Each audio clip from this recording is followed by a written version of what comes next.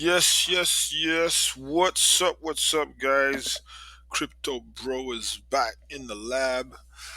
Yes, un petit follow-up sur ce qui se passe sur le marché, bien entendu, et le Bitcoin en général. Par rapport aux dernières vidéos que j'avais fait, la dernière analyse, qu'est-ce qui s'est passé depuis? À quoi on doit s'attendre, et ainsi de suite. En gros, ça, sincèrement, toujours de l'incertitude.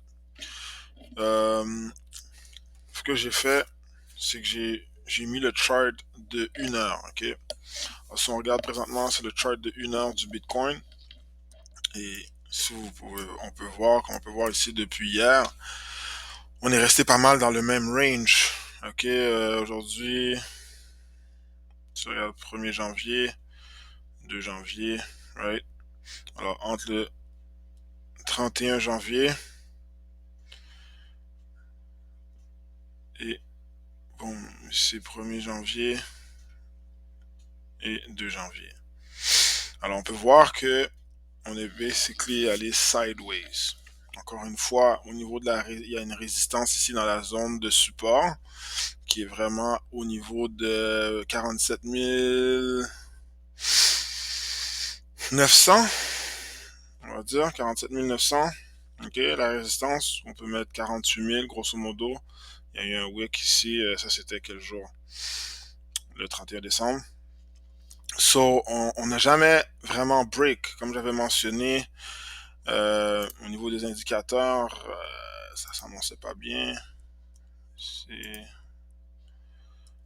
Puis, qu'est-ce qu'on a remarqué aussi aujourd'hui, c'est qu'il y a eu un autre Blood Diamond, mais un plus petit par contre. Et si on vient là, ok, si je retourne dans le 4 heures, là, on va aller, bon, là, non, je dis plus petit, actually, il y a un X avec le Blood Diamond, c'est lui que je parlais tout à l'heure, mais ici, ça vient de se créer il n'y a pas très longtemps, à 3 heures, on peut voir, c'est pas très bon signe, guys, c'est pas bon signe. Il faut que cette zone de support-là nous retient, puisse nous retenir. Ce que je vois qui se forme, par contre, potentiellement, une chose qu'il faut comprendre par rapport à Market Cypher et les indicateurs, quand le chiffre est en bas de 11, c'est pas des gros pompes ou des gros dips. Alors, je suis quand même assez content de voir que ici, c'est un chiffre 7. OK?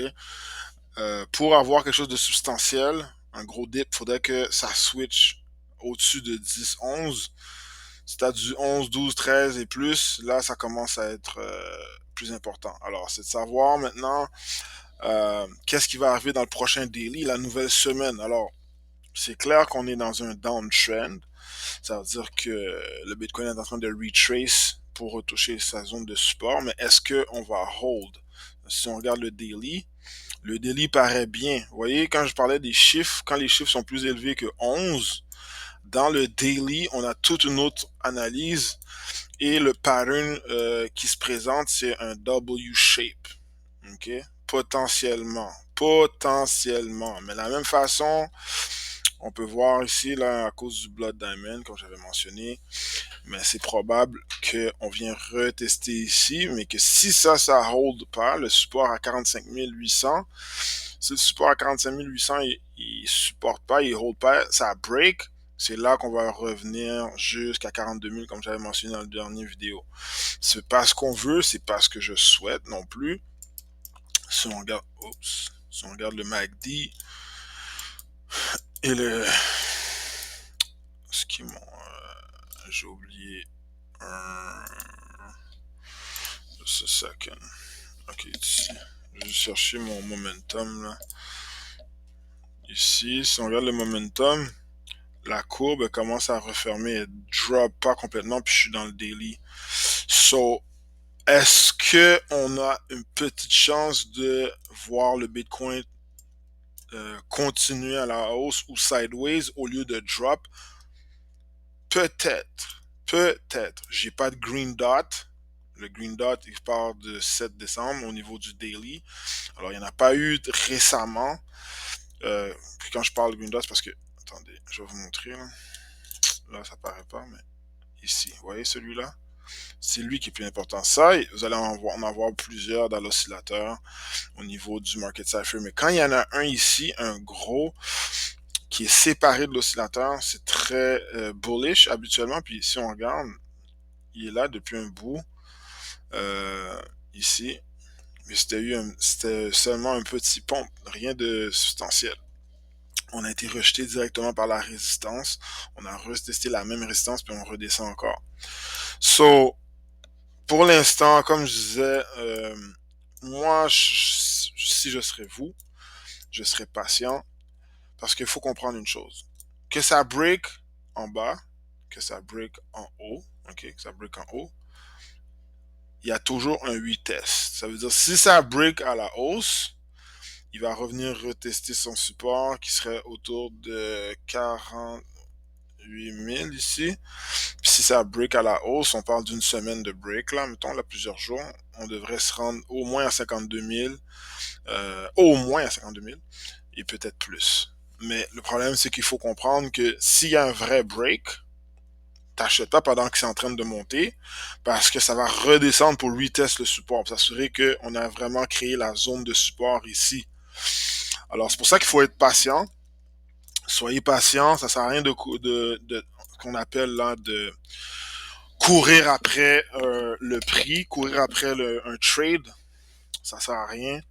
Pourquoi? Parce qu'il y a toujours des retracements. Puis si on regarde à l'heure, ce que je veux dire par retracement, c'est ça ici. OK? On va aller tester une résistance. OK? Il y a eu un dip. On va tester la résistance. On retrace. On va tester la résistance. On retrace. Est-ce que maintenant il va retrace jusqu'en bas? Who knows? OK? Who knows?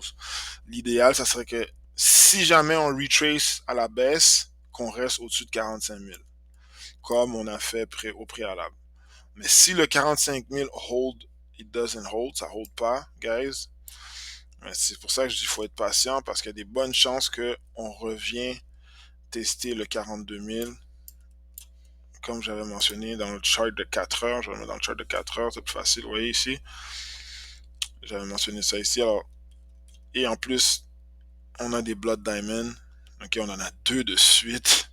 C'est pas comme ici, là, il y a quelques semaines, là, le 8 décembre, puis là, on a break jusqu'ici, là, on était parti de un high à 52, ouais, puis on est descendu jusqu'à 45.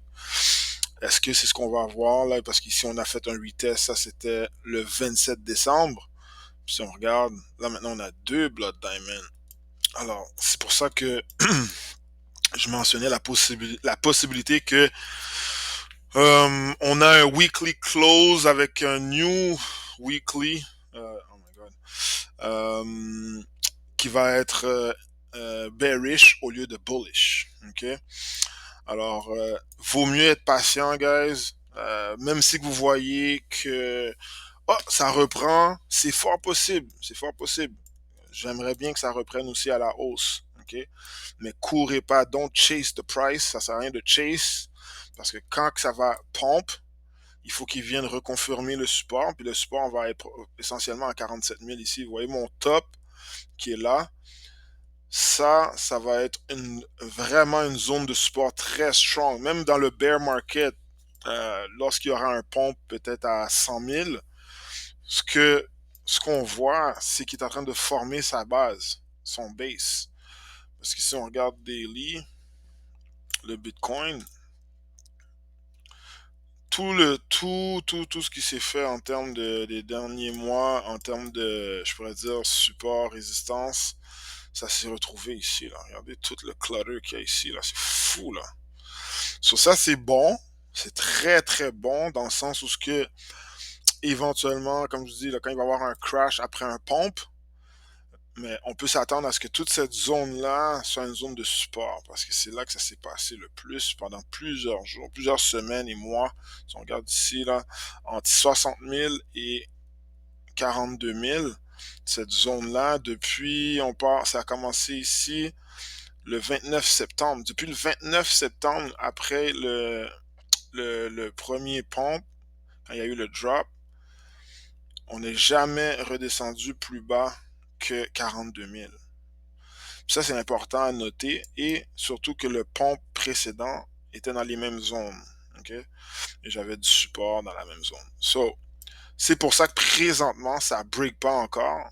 C'est parce que ça fait déjà un bon bout, plusieurs semaines, plusieurs mois qu'on est dans le même territoire, puis que les Bulls et les Bears se battent afin de avoir le dernier mot, quoi. OK? Par rapport à la direction du marché. So, présentement, il n'y a rien, rien à signaler. Moi, ce que je suggère présentement, c'est la patience, mes amis, la patience. Si vous avez des coins, des cryptos que vous voyez qui sont à bon prix, qui sont bien positionnés, vous pouvez en acheter parce que je dirais de pas, c'est simplement de pas tout mettre votre argent parce qu'il y a des chances que ça dompe encore. Fait que, oui, on est dans des bons territoires de façon générale pour acheter de la crypto. Si on regarde, j'ai pas toutes les cryptos ici, là, ça c'est plus ceux que moi je suis. Mais on peut voir que, tu sais, même s'il y a du vert, regardez comment c'est vraiment instable le marché, c'est incroyable. Oui, vous pouvez acheter les prix actuellement de façon générale sont des bons prix, mais je vous dirais, mettez pas tout votre argent d'un coup au cas où que, au lieu de pompe, ça drop. Ok? C'est une possibilité. Alors, mais de façon générale, actuellement, le prix du marché est bon. C'est des bons prix, là. Mais ça pourrait être meilleur dans le cas dans l'éventualité d'un dump. Alright, so, be safe.